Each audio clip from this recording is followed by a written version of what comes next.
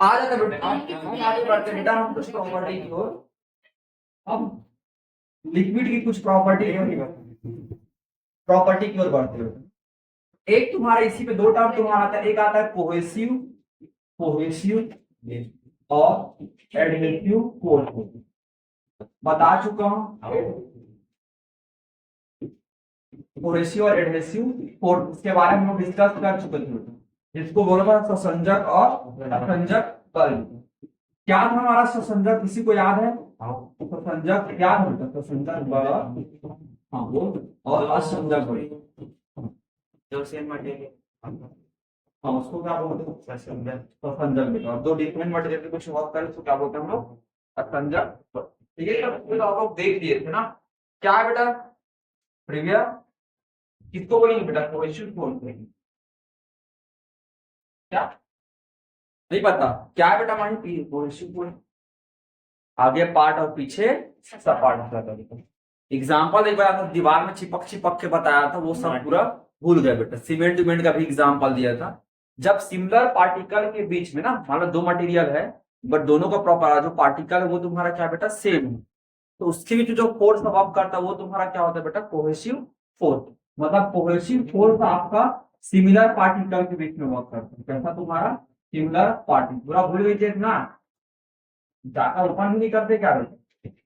पढ़ने लिखने में कुछ नहीं रखा तो सिमिलर पार्टिकल के बीच में वर्क करता है वो तुम्हारा क्या होगा? Cohesive force. जैसे कि ये सीमेंट, मतलब सीमेंट के पार्टिकल के बीच में जो फोर्स वर्क कर रहा है वो कौन सा फोर्स है तुम्हारा? तो जब कोहेसिव। दिवाली वाली मना गए बेटा, तब हो क्या होगा?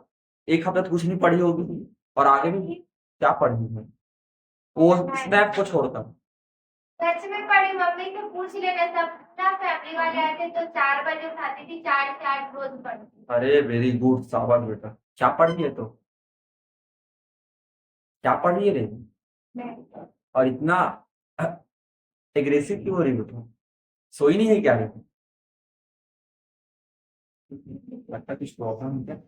सॉरी अगर मेरी बात पे बुरा लगा हो तो, मेरे बोलने का वो मकसद नहीं। नहीं ऐसा नहीं था कुछ, अब आपको कुछ प्रॉब्लम होगा इसलिए आप ऐसा एग्रेसिव हो रहे हो। ठीक है चलो चलो, तो ये तुम्हारा हो गया। तो यही सब तो सीखना है बेटा लाइफ में, कि हर समय नॉर्मल रुकना भी नहीं रहता। दूसरा तुम्हारा आता है बेटा एडहेसिव फोर्स ना। तो सिमिलर पार्टिकल के बीच में वर्क कर रहा है तो कोहेसिव फोर्स है, और डिफरेंट पार्टिकल के बीच में वर्क कर रहा है बेटा तो आपका क्या हो जाएगा? एडहेसिव फोर्स, असंजक बल। जैसे एग्जांपल है ना, ये डिफरेंट पार्टिकल होगा, क्या होगा आपका? डिफरेंट पार्टिकल के बीच में आपका क्या होगा बेटा? वर्क कर रहा होगा, तो ये आपका क्या होगा? एडहेसिव फोर्स हो गया ना। ये दोनों बात को ध्यान में रखना है।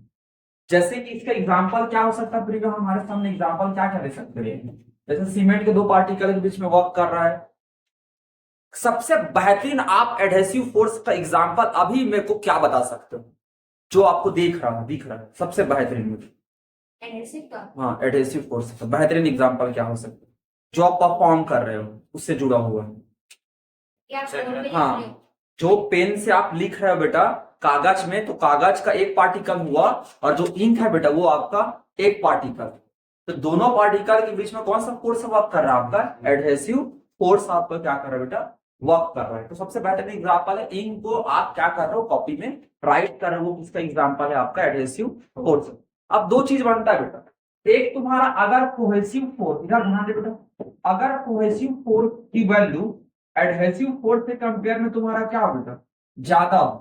अगर कोहेसिव फोर्स की वैल्यू आपका एडहेसिव फोर्स के कंपेयर में क्या हो बेटा?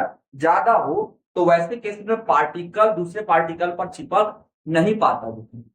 फॉर एग्जाम्पल समझ लो, आपने मर्क्यूरी का देखे हो? मर्क्यूरी देखो, नहीं देखे बेटा? देखो नहीं देखो। नॉर्मल थर्मोमीटर देखोगे बेटा? थर्मोमीटर जो आता है जी डॉक्टर के पास होता है, आजकल तो डिजिटल आ गया, पहले तो थर्मोमीटर आता था रे, येलो कलर के, उस पे ऐसे स्ट्रिप चैप्टर आता था, देखिए ना बेटा डॉक्टर के पास, तो उसमें जो येलो कलर का आपको दिखाई देता है बेटा वो मर्क्यूरी। मर्क्यूरी के पार्टिकल के बीच का कोहेसिव फोर्स और ग्लास के पार्टिकल के बीच का कोहेसिव फोर्स, दोनों कोहेसिव फोर्स की वैल्यू ग्लास और मर्क्यूरी के पार्टिकल के एडहेसिव फोर्स के कंपेयर में क्या बेटा? ज्यादा। मर्क्यूरी के पार्टिकल का कोहेसिव फोर्स और ग्लास के पार्टिकल का कोहेसिव फोर्स, दो कोहेसिव फोर्स हो गए की वैल्यू ग्लास का पार्टिकल और मर्क्यूरी के पार्टिकल के बीच के एडहेसिव फोर्स कंपेयर में ज्यादा है, इसलिए मर्क्यूरी ग्लास में चिपकता नहीं है बेटा। दोबारा बोलो पूजा, दोबारा ना, ऐसी कि अगर मैं बनाऊं तो ड्राइंग बहुत बहुत अति मतलब ना इस एक्सट्रीम लेवल का खराब होता, उसको खराब नहीं बोलते, आना नहीं बोलते। ठीक, जैसे कि ये मान लो बेटा, फिर दादा ने बना दिया ये आपका थर्मोमीटर आता है बेटा, ऐसे भी अरे ऑनलाइन निकाल लो ना। हाँ वही भैया, माप से इतना स्मार्ट बोर्ड ये तो तुम्हारा नहीं होता है बेटा। आप देखो, एक मर्क्यूरी का ऐसा पार्टिकल ऐसा रहता है बेटा, आप देखियोगे, देखियो नहीं देखियो प्लीज, देखियो बेटा। रागिनी कभी देखी कि नहीं देखी? बदले क्या है क्या? आप देखना बेटा। अच्छा तो डिजिटल आ गया, लेकिन कई डॉक्टर अभी भी रखते हैं, ठीक तो लैब में होगा, हाँ लैब में इतना अभी नहीं है कि डिजिटल लैब में होगा। भैया कल लैब जाओ ना, कल लैब जा चोरी करके बात आना। करना। अब होता है क्या बेटा, देखो दो हुआ, एक ग्लास के बीच में कोहेसिव फोर्स हुआ बेटा, और एक मर्क्यूरी के पार्टिकल के बीच का तुम्हारा क्या हो गया, कोहेसिव फोर्स। और ये ग्लास और मर्क्यूरी के पार्टिकल के बीच में क्या होगा, एडहेसिव फोर्स होगा। ये होता क्या है, कोहेसिव फोर्स जो इन दोनों का है बेटा, उसकी वैल्यू ग्लास के पार्टिकल्स और मर्क्यूरी के पार्टिकल के एडहेसिव फोर्स के कंपेयर में क्या है, ज्यादा। इसलिए मर्क्यूरी का जब ऊपर नीचे जाएगा बेटा, तो भी मर्क्यूरी आपको इस पे चिपकता नहीं है, क्योंकि कोहेसिव फोर्स की वैल्यू ज्यादा है, तो ग्राउंड को ब्रेक नहीं कर पा रहा, ब्रेक ही नहीं हो पा रहा है, तब चिपकेगा भी आपका कैसे बेटा, अब भी समझा नहीं पाया। लेकिन आप कभी टेस्ट ट्यूब में प्रैक्टिकल किए होगे बेटा, तो आप पानी को देखना उस ग्लास में चिपक जाता है, प्रैक्टिकल करते ना उसको झटकार कर हम अलग करते हैं बेटा, क्यों कि नहीं, क्योंकि प्रैक्टिकल में जाते जब हो गए तो देखना उसमें पानी के पार्टिकल तुम्हारे रह जाते हैं बेटा।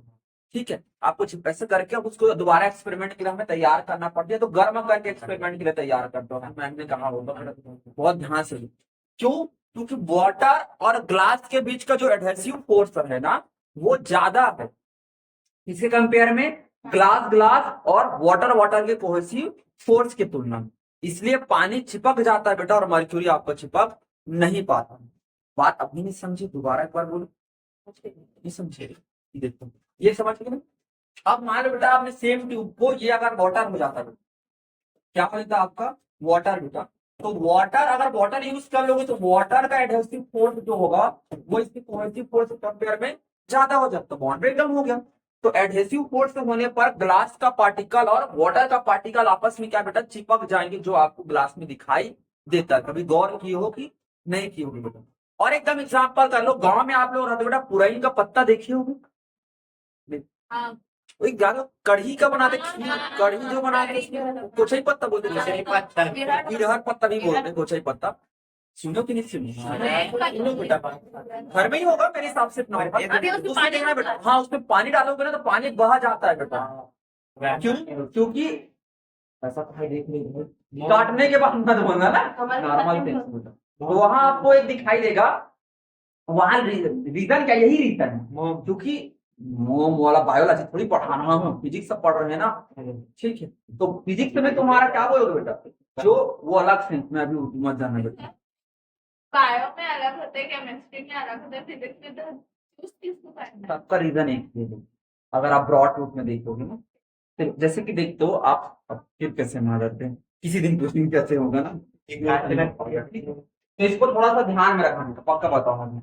कोहेसिव और आपका एडहेसिव फोर्स, तो देखो पानी कांच पर चिपक जाता है बोल के बोला बेटा, तो इसके पीछे आप रीजन बताओ कि एडहेसिव फोर्स की वैल्यू आपकी ज्यादा हो किसके कंपेयर में, कोहेसिव फोर्स के कंपेयर में, इसलिए ग्लास पे आपका चिपक जाता है। ठीक, इसमें भी तुम्हारा कई सारा एग्जांपल दिया है, इतना देखना बेटा एक बार ना।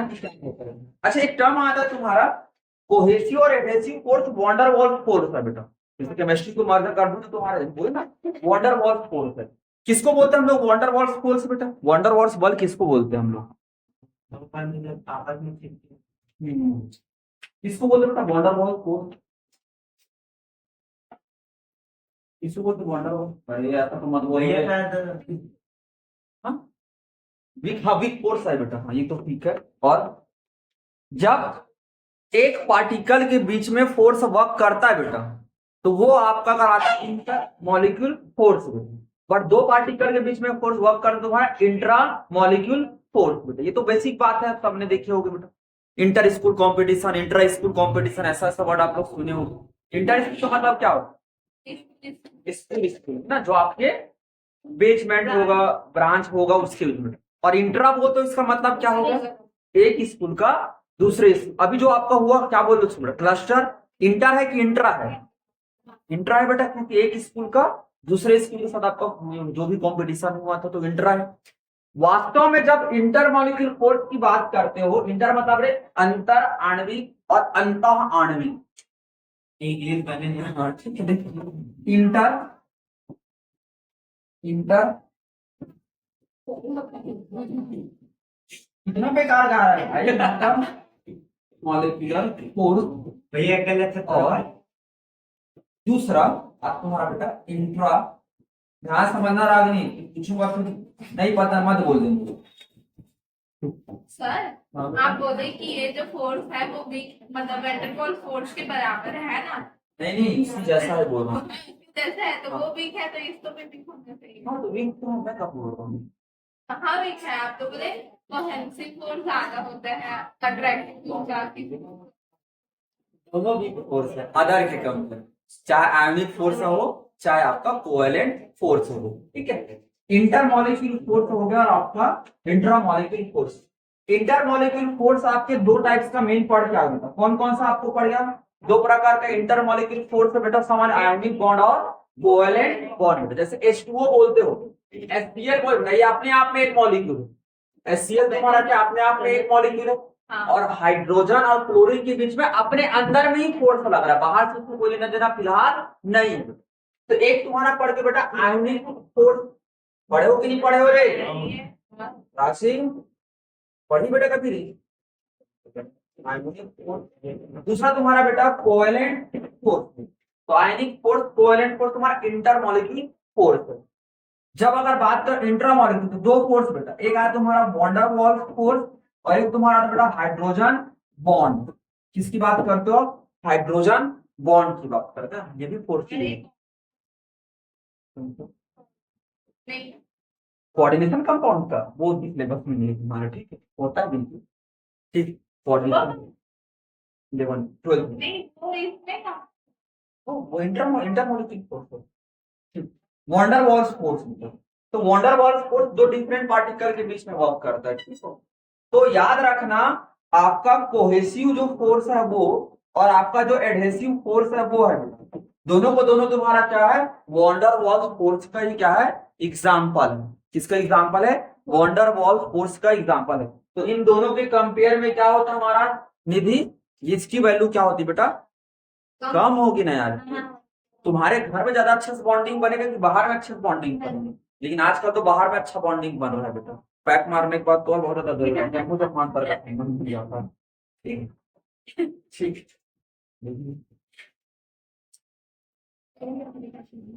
चुप रह।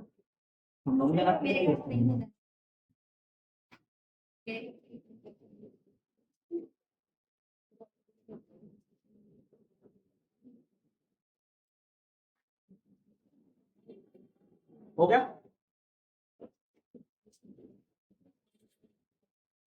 अब आगे बढ़े।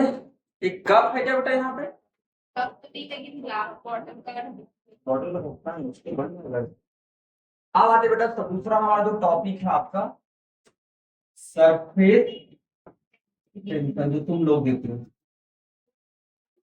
फेस पे टेंशन करते हैं आप सरफेस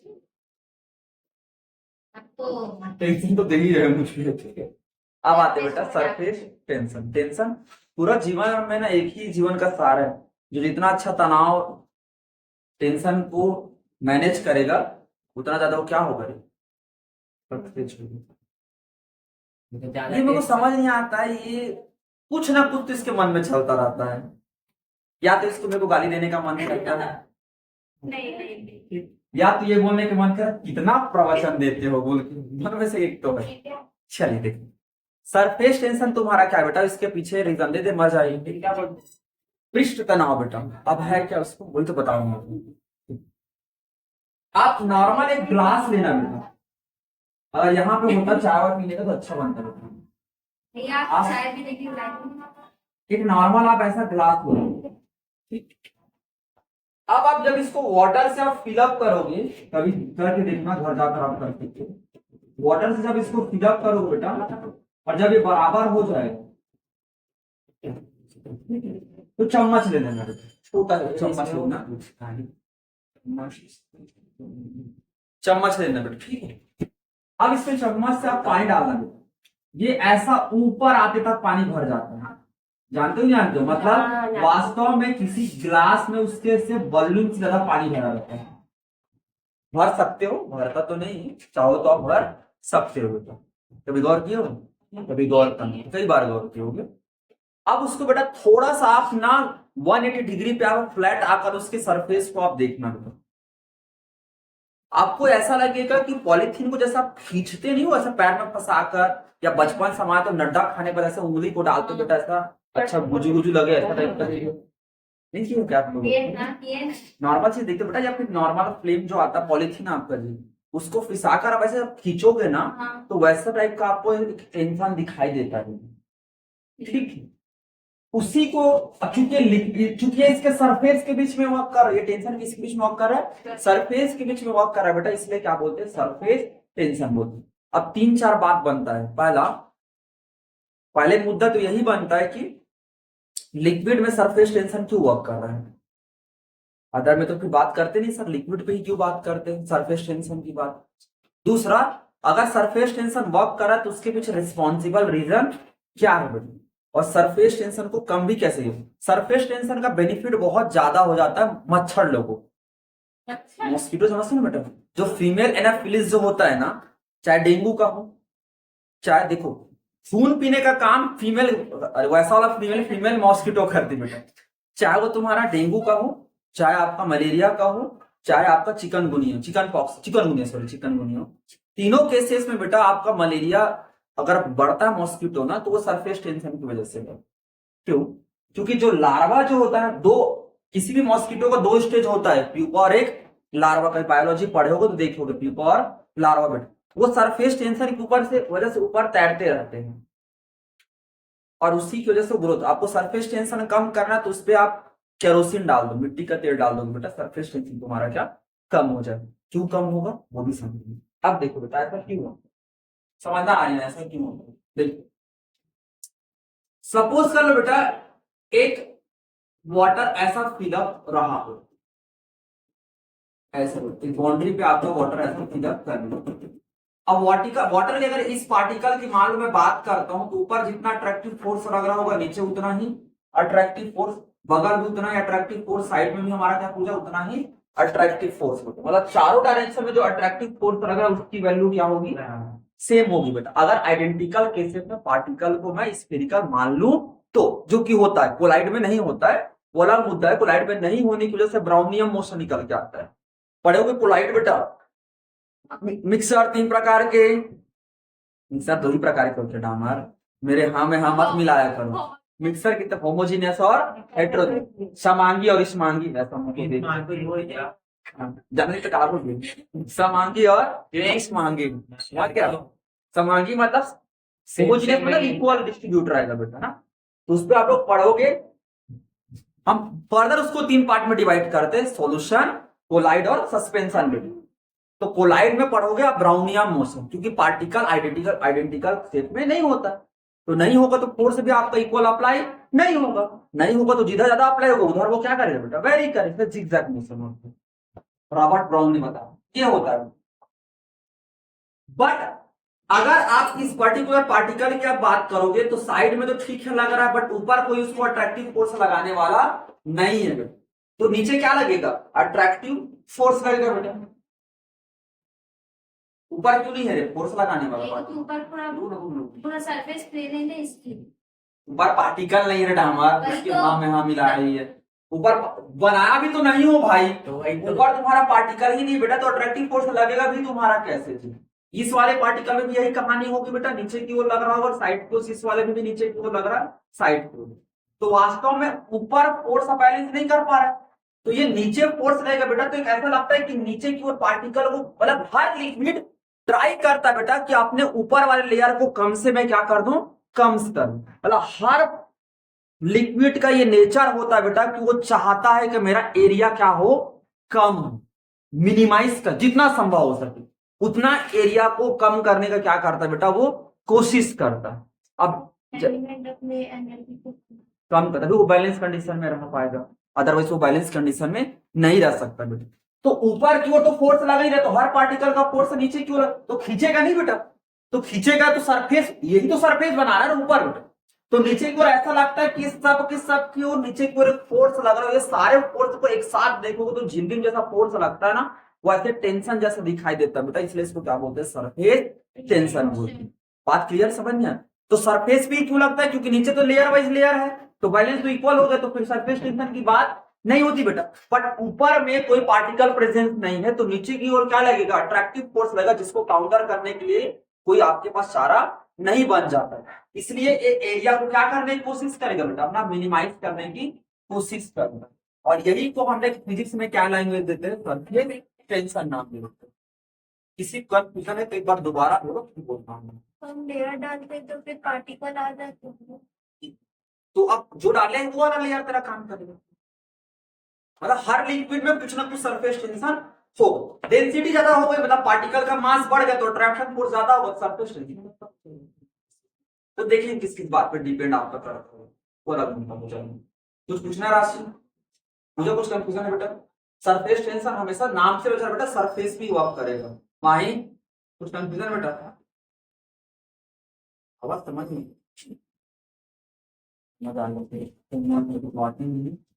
तो सरफेस टेंशन क्या है बेटा, आपका सरफेस पे वर्क करता है, किस पे वर्क करता है, आपका सरफेस पे आपका वर्क करता है, थोड़ा सा ध्यान में आप रखना ना। अच्छा, एक सरफेस टेंशन तो ये होगा, हमेशा जब किसी पार्टिकल को आप ऊपर से, किसी लिक्विड को जब ऊपर से गिराते हो बेटा, तो हमेशा वो स्फीयर क्यों बनता होगा, गिरा रहा हूं मान लो, तो हमेशा वो आपका लिक्विड स्फीयर ही क्यों बनता है, मतलब इसको गिराऊंगा तो ऐसा गिर जाएगा ना, बट वाटर गिराओगे तो हमेशा वो स्फीयर बन के ही गिरता है। हाँ, कंप्लीट स्फीयर तो ग्रेविटी वजह से मिलेंगे, तो रिजल्टेंट अगर देखो तो स्फीयर से पानी की बूंद रही, ऐसा होता है क्यों बेटा, क्योंकि जैसे पानी आप गिराओगे ना तो सब आउटर सरफेस इनर की ओर फोर्स लगा रहे हैं, सरफेस टेंशन हो जाएगी, तो सब पूरा लेयर बना ना बेटा, आउटर लेयर, इस वजह से हमेशा क्या बनता है तुम्हारा, ड्रॉप बनता, बट ऐसा होता नहीं है, वो आपका बनता कुछ इसके होती है ऐसा बेटा, क्योंकि नीचे ग्रेविटी खींच के इसको क्या कर देती है, खिंचका देती है, मतलब ड्रॉपलेट ऐसा कंप्लीट नहीं बनता, तो थोड़ा सा ऐसा ओवर जैसा सीन बन जाता है। इसके पीछे वजह तुम्हारे ग्रेविटी नीचे की ओर क्या कर उस पर अट्रैक्टिव फोर्स लगे, तो ड्रॉपलेट बनने के पीछे रीजन क्या है, तुम्हारा सरफेस टेंशन बेटा। अगर सरफेस टेंशन नहीं रहा तो वैसे केसेस में तुम्हारा ये वैल्यू नहीं बनेगा। अब मैं कुछ पूछूं क्वेश्चन, चलो अब क्वेश्चन पे आते हैं कि सरफेस टेंशन कैलकुलेशन कैसे करो, पृष्ठ तनाव को तुम मेजरमेंट कैसे करोगे, पृष्ठ तनाव का जो मेजरमेंट होता है, सरफेस टेंशन कितना लग रहा है वो तो करना पड़ेगा ना, तो वो इसको मेजरमेंट करने का एक बेसिक तरीका ये है, तरीका ये बनाया गया बेटा, जितने भी एक काम करो, इस पे एक ना आप नॉर्मल ड्रॉ कर दो, सपोज करो नॉर्मल में ड्रॉ किया, बड़े को यूज करूंगा मैंने, एक नॉर्मल ऐसा ड्रॉ कर लिया बेटा, और इसका लेंथ कितना मान लेता हूं, इसका लेंथ मैंने मान लिया बेटा एल मान लिया, नॉर्मल खींचा उसका लेंथ कितना मान लिया एल मान लिया, और इस नॉर्मल पर जो मेरा फोर्स लग रहा है बेटा, क्या लग रहा है इस नॉर्मल मेरा क्या ट्रांजल फोर्स लग रहा है बेटा, उसकी वैल्यू कितना मान लिया मैंने एफ मान लिया।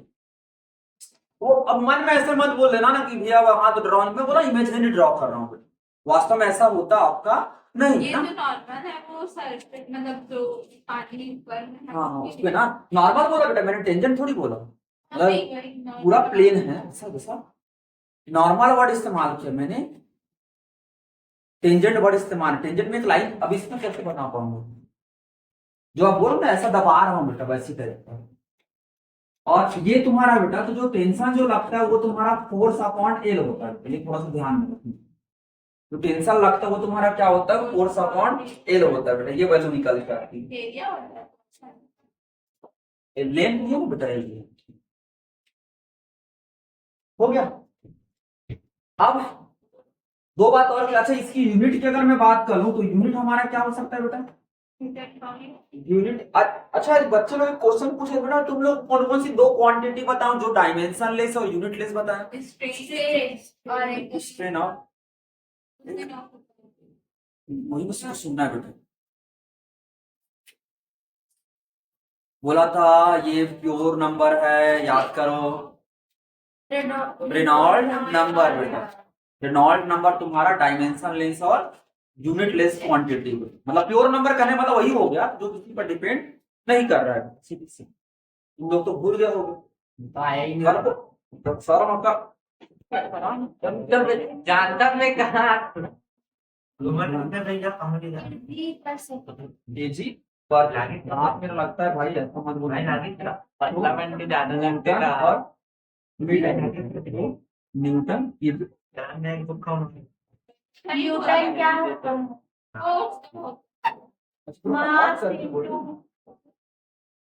देख लो वैसे आएगा। हाँ तो आएगा ना बेटा, वैसे तो मैं सीधा लिख दिया हूँ ना, आप लोग कन्वर्ट करते रहो, न्यूटन का लिखो केजी, फिर ऐसा करते रहो। तो न्यूटन मीटर पर नहीं लिखो, न्यूटन पर मीटर तुम्हारा क्या होगा बेटा, न्यूटन पर मीटर तुम्हारा क्या होगा। डायमेंशन फॉर्मूला बोलो बेटा, रुकना, चल बोल राशि डायमेंशनल फॉर्मूला, जल्दी बोलो बेटा, डायमेंशनल फॉर्मूला तुम्हारा क्या होगा, फटाक से बोलो। इतना लेट क्यों लगा था? M0 L M0 क्यों होगा? नहीं M हाँ M L L L का स्क्वायर, हाँ L का स्क्वायर उसके बाद T minus 2 M1 L0 T minus 2। बस यही कर लो, कुछ मत करो। डामर फोर्स का क्या होता है तेरा रे, M L T माइनस 2, और नीचे मीटर का L होगा, L कट गया, तेरा क्या M L0 T का पावर माइनस, ये उधर मल्टीप्लाई समझ गया? समझ गए बेटा कैसे ऐसा होता है, देख पाता है। अच्छा ये तुम्हारा ये नेता ये मेरा डायमेंशन फॉर्मूला होगा, ठीक है। चल तो इतने बिंदु को तुमको ध्यान में रखना है, कुछ कुछ क्वेश्चन का बेटा। तो सरफेस एनर्जी तुम्हारा क्या होता है, सरफेस एनर्जी बहुत तमाशा हो रहा तुम लोगों का। सरफेस एनर्जी तुम्हारा क्या है, इसको समझो बेटा, पृष्ठीय ऊर्जा तनाव, पृष्ठीय ऊर्जा, राजल को दोनों को फेंक देंगे लगे सरफेस एनर्जी, फेंक के दिखा रही है मैं सरफेस एनर्जी क्या है?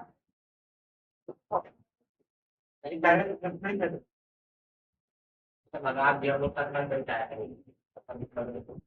सरफेस एनर्जी तुम्हारा क्या है, इसको समझो थोड़ा सा। देखो, जब आप बात कर रहे थे बेटा, तो किसी लिक्विड के सरफेस पर एक टेंशन फोर्स पर क्या कर रहा था, वर्क कर रहा था। एक टेंशन फोर्स तुम्हारा क्या कर रहा था, वर्क कर रहा था। तो इससे वर्क डन हो रहा होगा बेटा, कोई ना कोई वर्क, फोर्स का तो वर्क तो होगा, चाहे बढ़ाओ कितना भी हो, चाहे कम हो चाहे ज्यादा हो, बट वर्क तो कितना होगा। तो कितना वर्क यूनिट एरिया पे लग रहा होगा, कितना वर्क आपका यूनिट एरिया पे लग रहा होगा, इन दोनों के रेशियो को हम लोग क्या बोलते हैं, सरफेस एनर्जी। मतलब टोटल वर्क डन जो किसी यूनिट एरिया में क्या कहते हैं, परफॉर्म किया जाता है, उनको तुम लोग क्या बोलते हैं, इसका सरफेस एनर्जी बोलते हैं। तो दोबारा बोलूं बेटा, कितना वर्क मतलब कुल कार्य जो एकांक क्षेत्रफल पर हो रहा है, कितना वर्क परफॉर्म हो रहा है इकाई एरिया पर, यूनिट एरिया पर, वो क्या कराता है, सरफेस पर सरफेस एनर्जी बनाता है।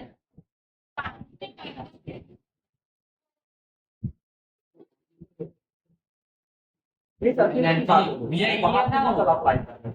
क्या देखिए अरे ये कौन सा नहीं आ गया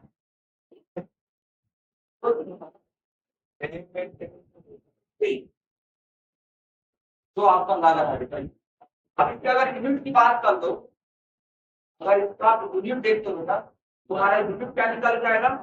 देखो यूनिट आपका, चलो बोलो तुम, हाँ बोलो पूरे यूनिट क्या होगा बेटा। वर्क डन यूनिट आप क्या होगा एनर्जी का। एरिया है मतलब क्या जूल पर मीटर स्क्वायर, तुम्हारा क्या होगा जूल पर मीटर का स्क्वायर। वाट का जूल होता है और एरिया का क्या होता है बेटा आपका मीटर है। डायमेंशन फॉर्मूला बोल बेटा मान, डायमेंशन फॉर्मूला बोल बेटा। हाँ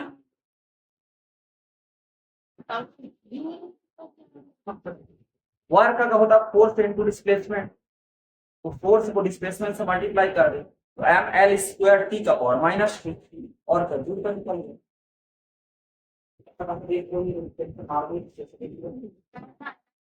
बोलो चलो पूरा ही लिख देते हैं। क्या होगा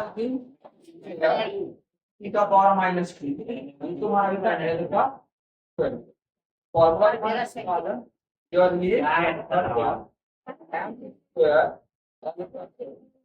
m का पावर 1 l का पावर 0 और t का पावर माइनस 2, ये आपका क्या हो जाएगा डायमेंशनल फॉर्मूला हो जाएगा जिसका बेटा आपका वर्क। नहीं समझ आ रहा है कैपिटल का कैपिटल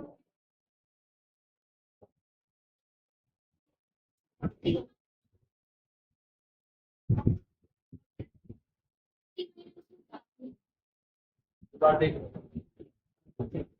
दोनों का सेम है बेटा, सरफेस टेंशन का और यही लिमिटेशन है डायमेंशन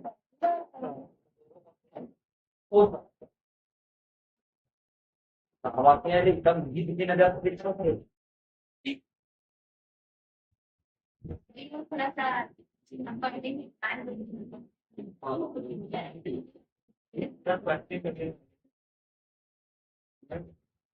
थोड़ा सा